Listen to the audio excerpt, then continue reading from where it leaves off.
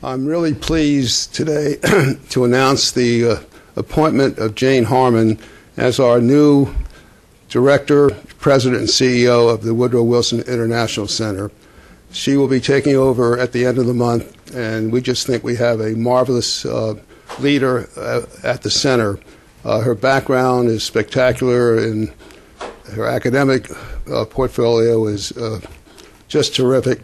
And her knowledge of foreign policy, her committee assignments on the House Intelligence Committee, formerly on that committee, and on the Homeland Security Committee, gives her a great deal of knowledge on foreign policy issues.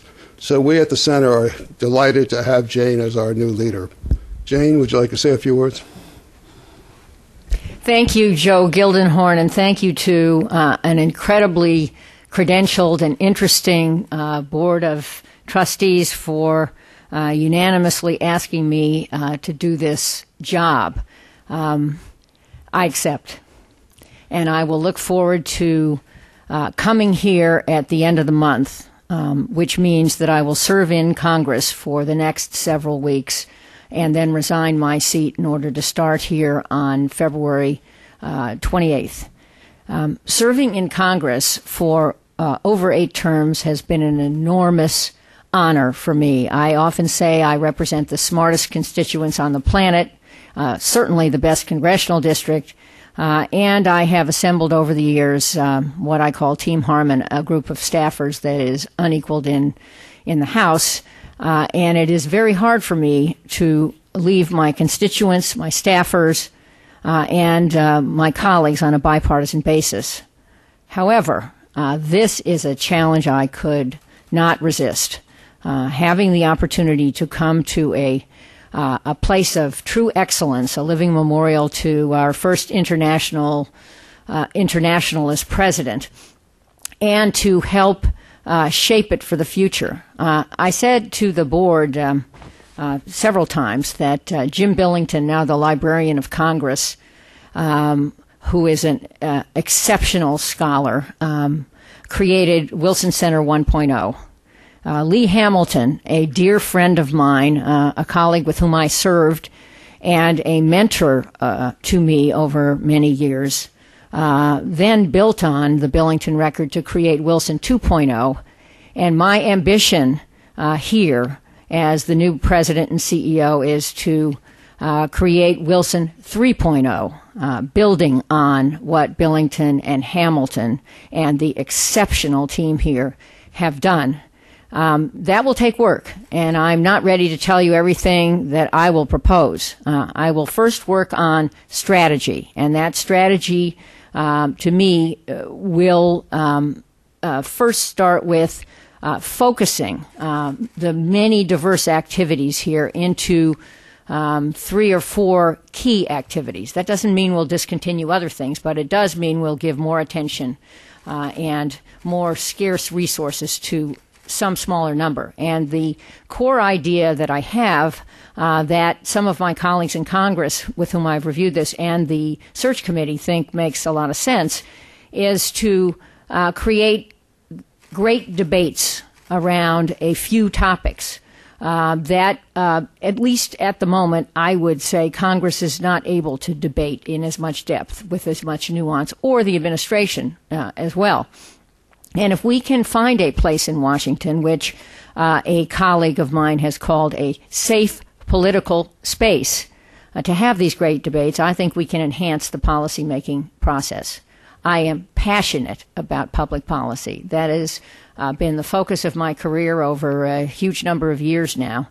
And the vote of confidence in me to do this job means really an unequaled next chapter in my life, which has been full of interesting chapters. And finally, let me just say this. I sent an email this morning to Arianna Huffington, who had a big day yesterday. I think you probably noticed. And my email said to my friend, hey, who says women in their 60s are in decline?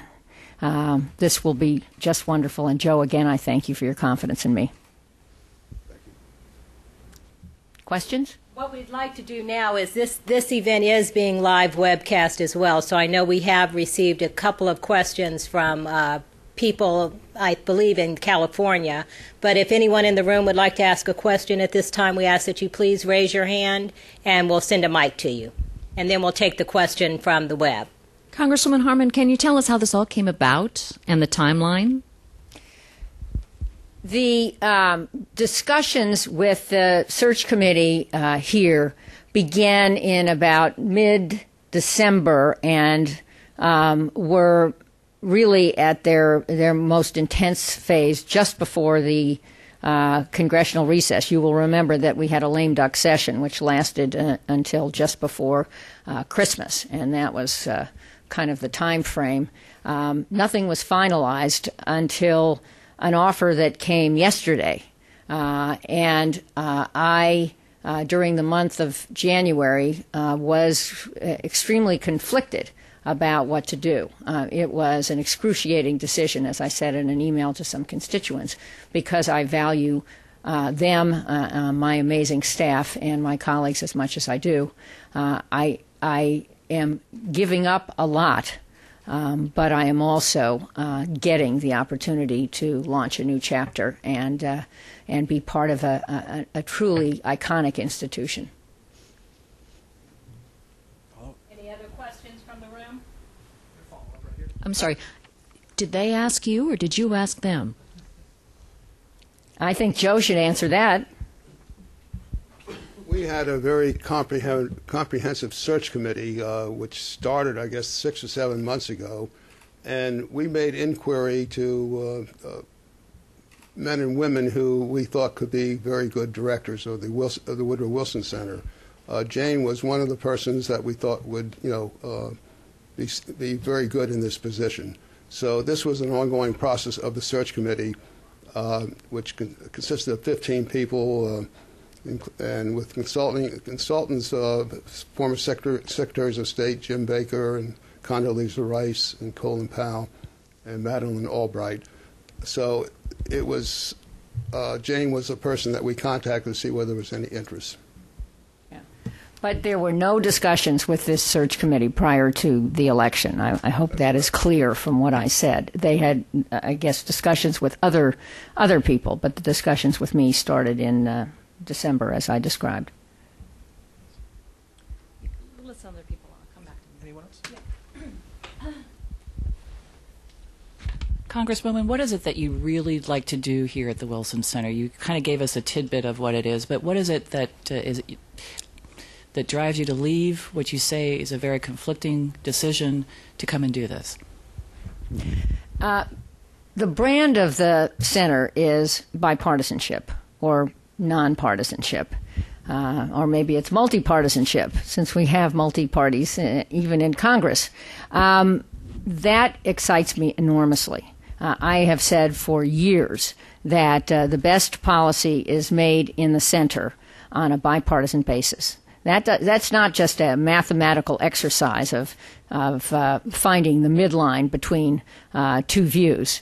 It's an active exercise. And as I said, I am passionate about policy, and I see this as a place, to quote my colleague, that can provide safe political space for members of both parties and hopefully administration participants and the greatest thinkers, not just domestically but internationally, and foreign leaders, to talk about some of the really tough issues. An example, something I've talked about for years, is I think we still lack, since 9/11, an adequate policy and legal framework for the tough questions in a post-9/11 world.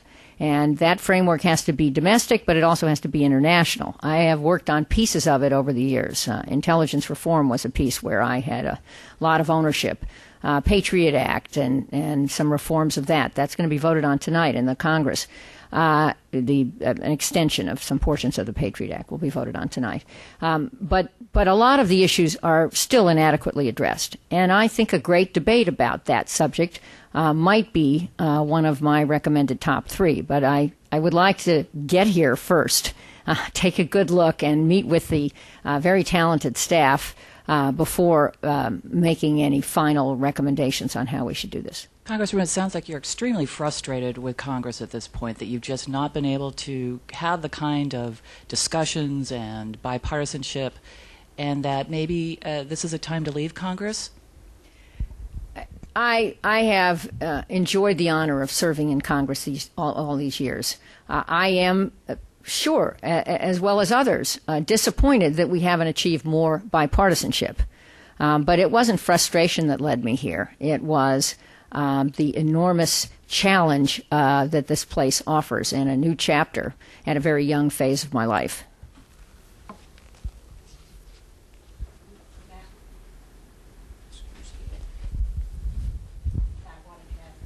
As you know, folks are already jumping into the race to replace you here on Capitol Hill. Have you or will you endorse?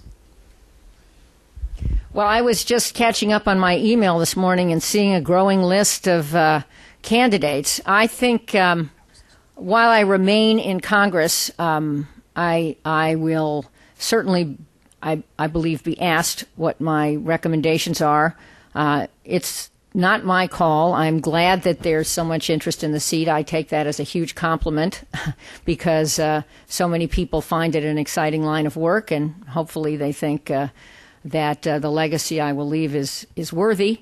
I've done my best, but it won't be my call what happens. Maybe everyone will run, or maybe the minority leader and some of the senior Democrats from California will try to winnow that list a bit, because under the election rules, if a candidate gets more than 50% in the special election, then there won't need to be a follow-on election. And I think everyone's interested in getting the vacancy filled quickly and in putting the race on the ballot with other things, which Governor Brown may be trying to put on the ballot in the June timeframe.